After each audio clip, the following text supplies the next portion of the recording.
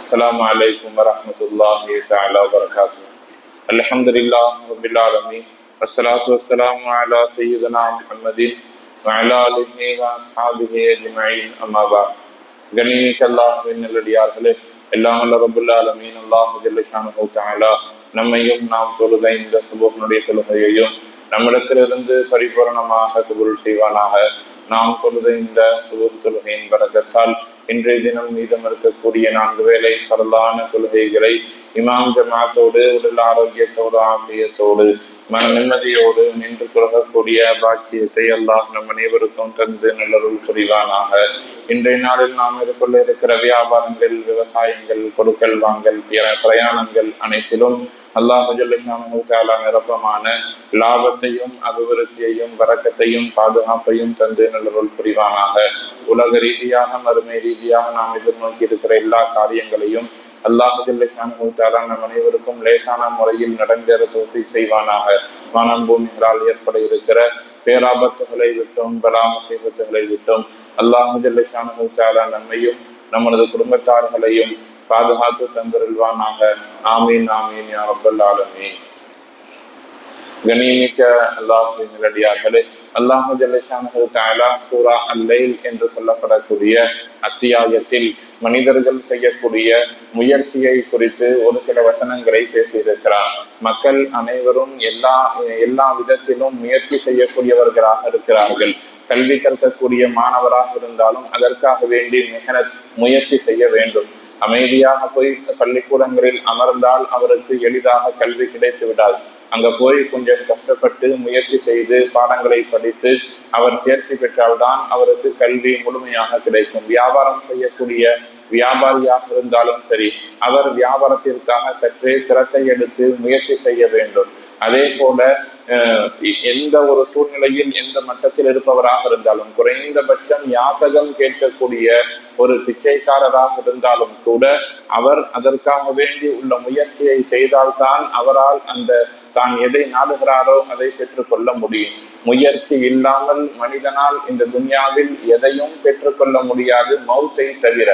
மௌத்து மட்டுமே ஒரு மனிதனுக்கு எந்த முயற்சியும் எந்த விதமான செயல்பாடும் இல்லாமல் கிடைக்கும். நாம உட்கார்ந்திருந்தோம் சொல்லி சொன்னால் போதும், படுத்திருந்தால் போதும், என்ன வேலை செய்து கொண்டிருந்தாலும் அவர்களுக்கு அஜல் தவணை என்று வந்துவிட்டால் அவருடைய ரூஹை அல்லாஹ் அவர்களிடத்திலிருந்து கைப்பற்றிக் கொள்வான். எந்த விதமான முயற்சியும் இல்லாமல் நம்ம சும்மா இருந்தா போதும், ரூஹு எழுதி போயிடும். ஆனால் ரிசுக்கு என்பது ஒரு மனிதனுக்கு முயற்சி இல்லாமல் அறவே சேராது. கல்வியாக இருந்தாலும், பொருளாதாரமாக இருந்தாலும், குடும்ப வாழ்க்கையாக இருந்தாலும் முயற்சி வேண்டும். நாம் பார்க்கிறோம் சூரா அல்-லைலில், லைல் என்று சொல்லப்படக்கூடிய வல்லைலி இதா உஷா வன்னஹாரி இதா தஜல்லா என்று துவங்கக்கூடிய அந்த சூறாவுல அல்லாஹ் ஜல்ல ஷானுஹு தஆலா முயற்சியை 2 விதமாக பிரித்து சொல்லுகிறான். இன்ன சஅயக்கும் லஷத்தா, அல்லாஹ் சொல்லுகிறான் இன்ன சஅயக்கும், அவர்களுடைய முயற்சி லஷத்தா, பலதரப்பட்ட முயற்சியாக இருக்கிறது.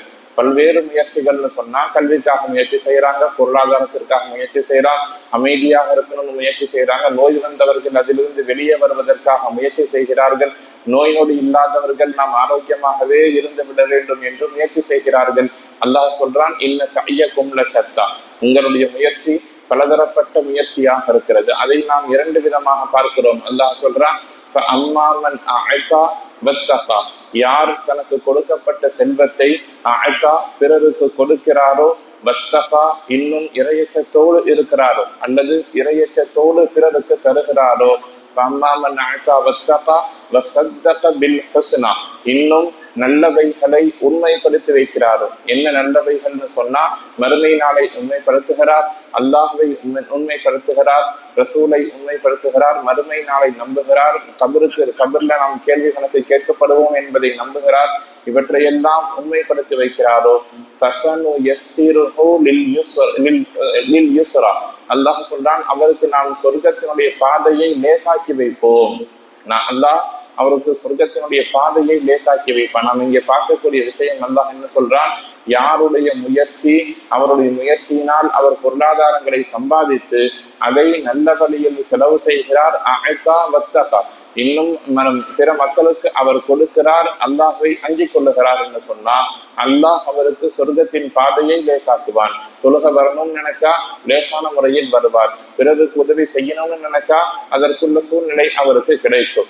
இது மாதிரி யாருக்கு வணக்க வழிபாடுகள் சிரமமாக இருக்கிறது, நோன்பு வைக்கணும்னு நினைக்கிறார், என்னதான் சுகர் இருக்கிறது, கொலஸ்ட்ரால் இருக்கிறது, நோய் நொடிகள் இருக்கிறது, இருந்தாலும் அவர் வைக்கணும்னு நினைச்சு அவர் வைக்கிறாருன்னு சொன்னால் அல்லாஹ் அவருக்கு அதை லேசாக்கி கொடுத்து விடுவார்.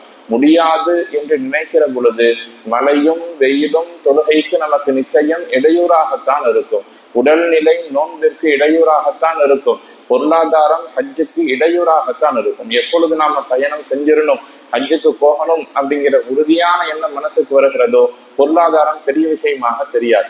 நோன்புகள் நான் வைத்தே தீருவேன், அதன் மூலம் மரணித்தாலும் சரி என்று ஒரு மனிதன் நினைத்தால் நோய் நொடி பெருசா தெரியாது.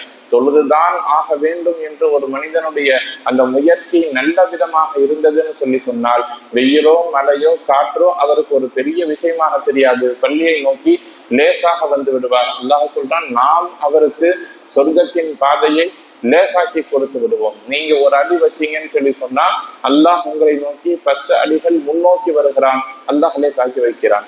அல்லாஹ் இந்த சூறாவுல 2வது ஒரு முயற்சியை பேசுகிறான்.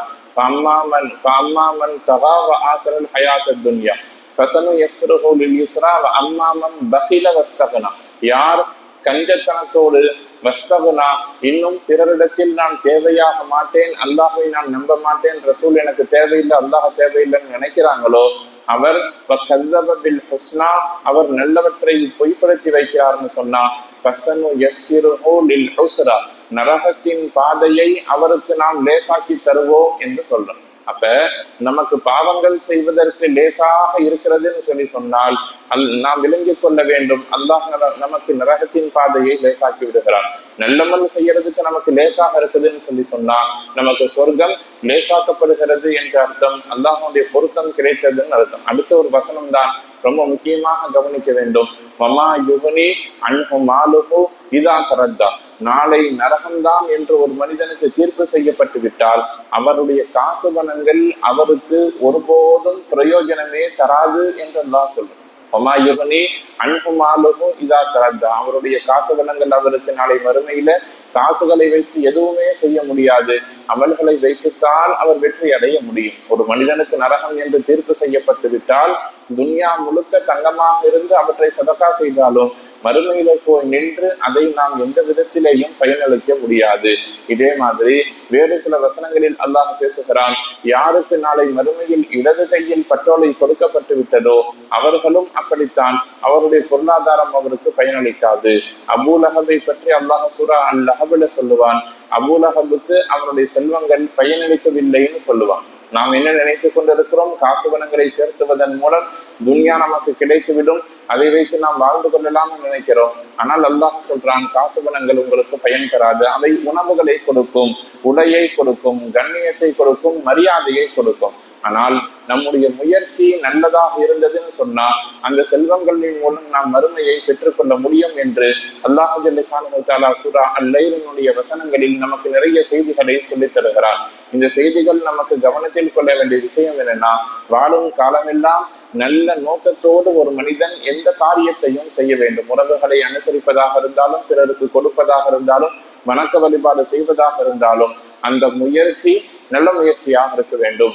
அந்த எண்ணங்கள், அந்த நீயத்தும், அந்த செயல்பாடும் சரியானதாக இருந்ததுன்னு சொன்னா அல்லாஹ் சொல்றான், கசனு யஸ்ஸிருஹு லில் யுஸ்ரா, உங்களுக்கு நாம் சொர்க்கத்தின் பாதையை லேசாக்கி தருகிறோம் என்று சொல்லுகிறான். அல்லாஹ் ஜல்ல தஆலா துன்யாவில் எந்தெந்த கூட்டத்தினர்களுக்கு, எத்தகைய மனிதர்களுக்கு சொர்க்கத்தின் பாதையை லேசாக்கி தந்திருக்கிறானோ அந்த மக்களுடைய கூட்டத்தில் நம் அனைவரையும் சேர்த்து நல்ல புரிவானாக. வாஹிரு தஅவானா அல்ஹம்துலில்லாஹி ரப்பில் ஆலமீன்.